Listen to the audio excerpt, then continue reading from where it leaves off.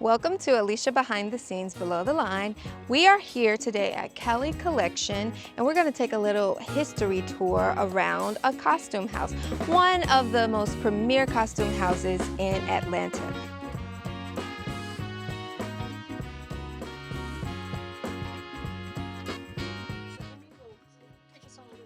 Yeah. Little man's gonna go keep us out of trouble. Yeah, So, we're Amy, actually, oh, go ahead, sorry. what do you do for Kelly Collection? So I am the floor manager here, so kind of a variety of things, like whenever we've got rentals going out, kind of like operations, oversee the operations of that, as well as manage accounts and help our vendors get accounts set up here so that they can continue to rent from us during the course of their production, and then just kind of help out everyone else here doing, like, everybody has to restock. We're a really small crew, so Yeah. we all sort of help out each other. You know, but y'all are doing a fantastic job. It's so organized. We have a really great team, so. Yeah. When I first started, we were down the street. Next door to Gano. Yeah, right next to Gano, Gano. and we were sharing a space with her, and I got space from her. Oh, does she own that? No. Oh, okay, but she but had she- an area she was okay. using, and I thought it would be beneficial to be next door to her and all the costumers coming in. Mm-hmm. and it was. We, Yeah. Yeah. we exploded out of that very quickly. Yeah. Yeah. Then exploded out of our next one. And you about to explode again. Growing space here, I think. A lot of space we haven't used yet. Okay. but- So Yeah. what's this area here? So yeah, this space, I actually love talking about this. These are our catalogs. Okay. And what these catalogs are is they are, like, back before cell phones, internet, computers, all that. These would be mailed to people, and this is how you could browse stock. Almost like at JCPenney. Sears. What JCPenney, you know the JCPenney catalogs we would That's get in exactly the 90s? what these are. Got Yes. it. So, but these are we've got some that are, these are real catalogs. Yeah. So these are not reproductions from 1927. Wow, okay. And then we have them all the way through like the Y2K, early 2000s. And so what these are is, for us, they are learning materials. It's how we can literally look at and see, the changes of the periods, like throughout the different decades. When we get a piece in here and we're not sure, Yes. we're like, oh, it looks 1930s, could be 1940s. We'll try and find, like, if it's a dress, like the silhouette or some features about it. But these are also used as research tools for our costumers and designers that come in here when they want to do, like, research their own boards for their show. Like, let's say they're doing a show set in the 60s. They'll go over here and kind of look through the 60s and kind of look and see, like, okay, what was the style? Like, they may know the year. Right. What was the style? Like, what shoes were they wearing? Oh, wow. What kind of Those are coats were they really wearing? well-presented. So these are literally like textbooks almost Yeah. for the periods. And I always tell people, this is so much better than what you'll find on Pinterest. It's better than what you're going to find on Google, because it is literally the year. The year. Yeah, Yeah. and so, like, we've got a combination of Montgomery Ward, JCPenney, Spiegel.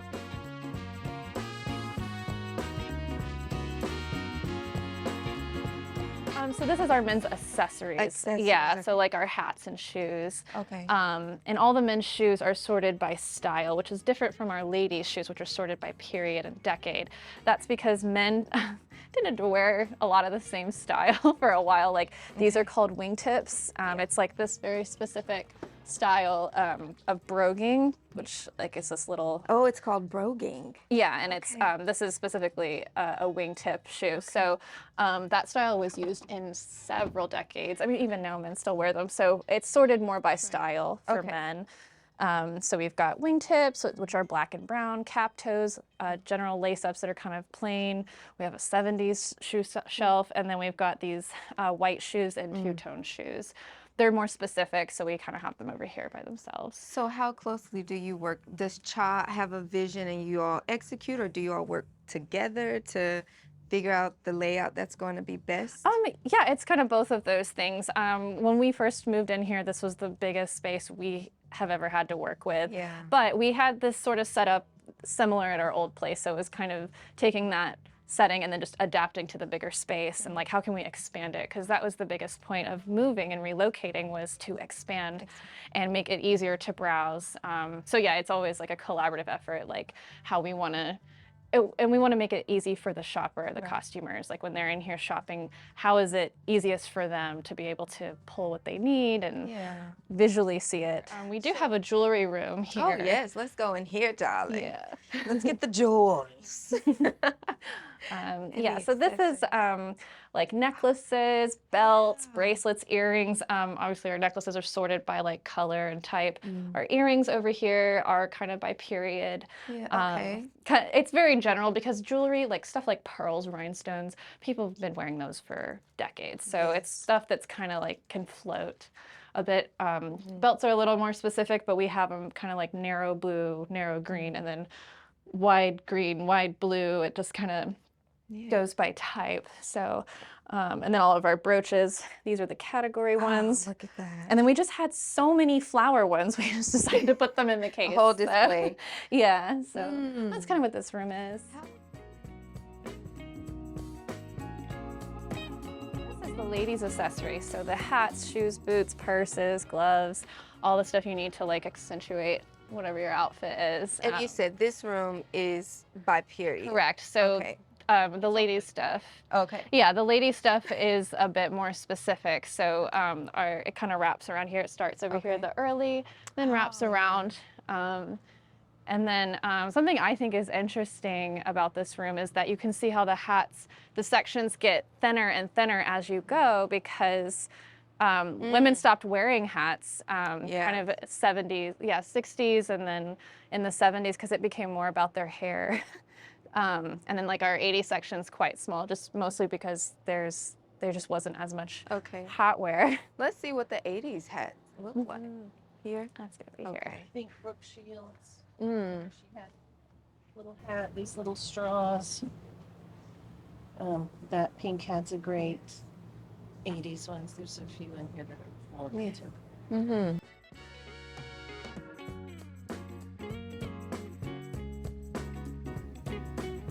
Redyed, repainted. It's the same colors it was. They were just pretty worn. Okay. Now, do you normally try to do all of those things in-house, or do you have to outsource? But we have to outsource some stuff.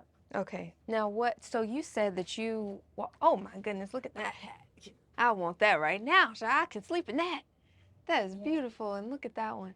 So you said you went to a thrift store with your mom, and you just saw, 42 pairs of shoes or something? They were just women's. I'll show you the shoes. Oh, you better still have them. So, high heel shoes like Wow. they were just all across the shoes, and you just never find them. Right. And, I put them all in a grocery bag because Oh, them up in the front. And my mother was like, "Deborah, you are not going to put those shoes at my house," which is exactly where I put them. And she cleaned them all up. She helped me dust them all off. And then suddenly we needed dresses to go with that. Yeah. Oh, wow. So how did they wear those? Was it? Yeah, I'll take it. This one would be one of Yes, ma'am. Honey, where's your roll? Where is your roll? Now, do you go all over the country to find these things? We go to Cincinnati a lot. Chattanooga has great. I go like 100 miles from here. You have to get out of Atlanta in order to find stuff. Tennessee has great shopping. Big collector in Cincinnati. Big collectors in Boston. So when we're busier, we have that extra money. We're always buying more to have more. What gave you the courage to say, okay, I have these shoes. Now I'm gonna start renting things out, and then It took about a year to have enough to even think about renting. And we started out in my mother's house. She's mad at me. Yeah. And then we went into the back of a friend of mine's dry cleaning business. He had some extra space. Yes. And we did one rental out of there. And suddenly we had no more room. So we moved down next door to Gano. And the first couple of years, it's hard. Yeah. But there was nothing here in Atlanta. Right. And so It's word of Still mouth. barely is, Yeah. besides you. Yeah. People just heard about us word of mouth. And, I've been in the industry 30-something years, so And you I were a called all my supervisor. friends. Yeah, I was a supervisor. But they wore me out. I couldn't do it anymore. I don't know how you did it for 30 years. I'm not going. Yeah, it's hard. It's a hard business. Yeah. But this brought me back to what I love, Okay. which is the clothing and the history and the storytelling. And that's what we hear. So this is the warehouse, the stock. Yeah. It's all by decade. By decade, I okay. make it easy for people. It's a new industry here. Yeah. A lot of people come in and they're unsure of what they're supposed to pull. And we want to say, go to these 2 aisles, you stick right here, and you'll be fine. People come in, they sit down and they cry because their list is so long. Yeah. They don't cry, do they? No, I know they do. Sometimes, yeah. Yeah. They're just really stressed. It can get overwhelming. It's hard. So It's really try to hard. make it easier and try to be helpful. No, I mean, I am just really impressed by how helpful and easy and organized. Even how much light is in here. Because Yeah, some warehouses light's do important. not have Yeah. good lighting whatsoever. And that can also make things much more frustrating. So, Yeah, so we actually start from down here. Okay. Oh, sorry. are you hiding? Yeah, we're in between, like I was telling you earlier, we're in between our Halloween transition. Hey, this is behind the scenes. It's supposed to be a little messy, okay? So yeah, we actually start from this first aisle here, and that is kind of a mix of early stuff like 1920s or it's this aisle here. Here. And kind of like 1920s or before. So we just call it early. And there is some authentic stuff in there. Like 95% of the stuff in this warehouse is authentic. We have a couple reproductions here and there, but there's a couple here just because the stuff is over 100 years old. It's hard to find in good condition. However, the stuff that's in plastic, those are real. These are actually over 100 years old. Over 100 years. There's some stuff in there like 1918, early 1900s. What does that note say? When not in use, this delicate vintage garment must be stored and returned in this zip garment bag. I know that's right. You better tell them.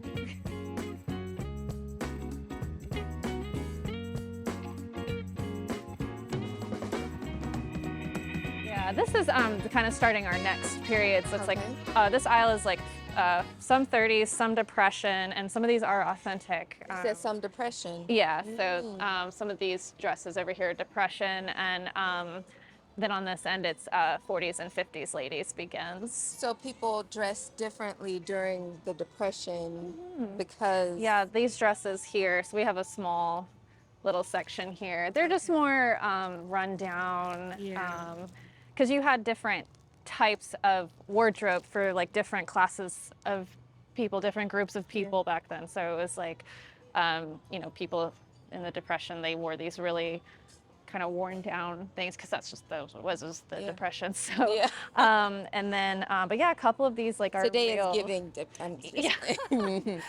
giving slight depression. Yeah, like these are authentic. These are our 20s here, and so our nice. 20s dresses. And they are real. So I'm trying not to touch the it's okay. It's okay. This is our 60s. Our 60s dresses. A lot of our earlier periods are the dresses are sorted casual and better day.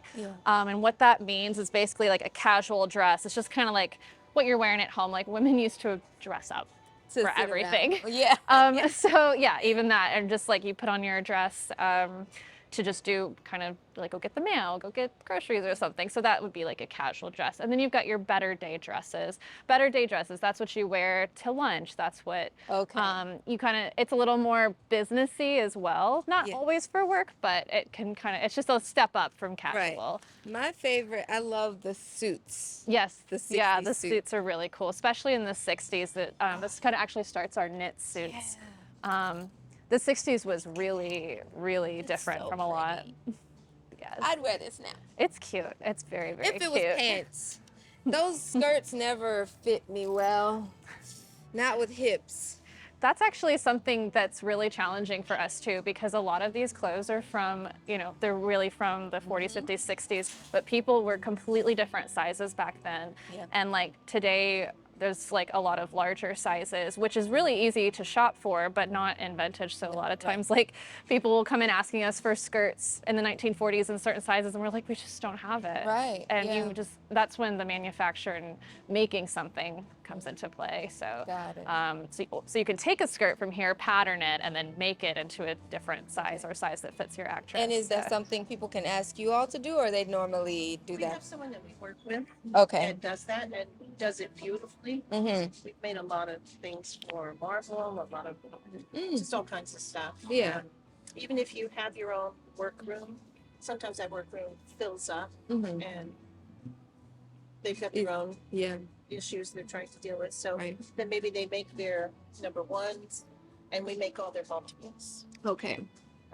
Or they're just jammed up and they need everything. it could be anything. Hi, I'm DeAndre Cumberbatch. And what do you do for Cali Collection? I'm their tailor, You're the tailor. in-house tailor, repair, alteration specialist, would you say? I would even say repair specialist. I'll show you one from the 1800s I have in here. 1800s. This jacket needs a complete reconstruction of the lining. That's how silk deteriorates. And you said this is Yeah. 1800s? Yeah. Yeah. It just shreds. So look at the bottom of that. My goodness. Beautiful. No, It it's is very, gorgeous. It very looks like hair. beautiful. Yeah. And then It's I so would soft. take the whole thing out and then use these pieces. And at first, y'all thought I was a little strange for keeping the old pieces.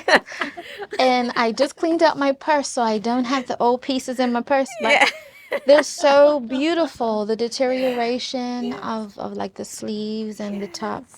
So yeah, it's just little examples. So you all made these. Because we don't have that period. It's Right. hard to find, you know. I love your nails, by the way. Thank you. I almost got that color. Thank you. We made a bunch of skirts to go with larger sizes. Too. Yes. We love doing that. It's just expensive. You have Right. to- That's gorgeous. I need this fabric now. Yeah. We also have like all of our men's ties on the grid walls outside of the aisles.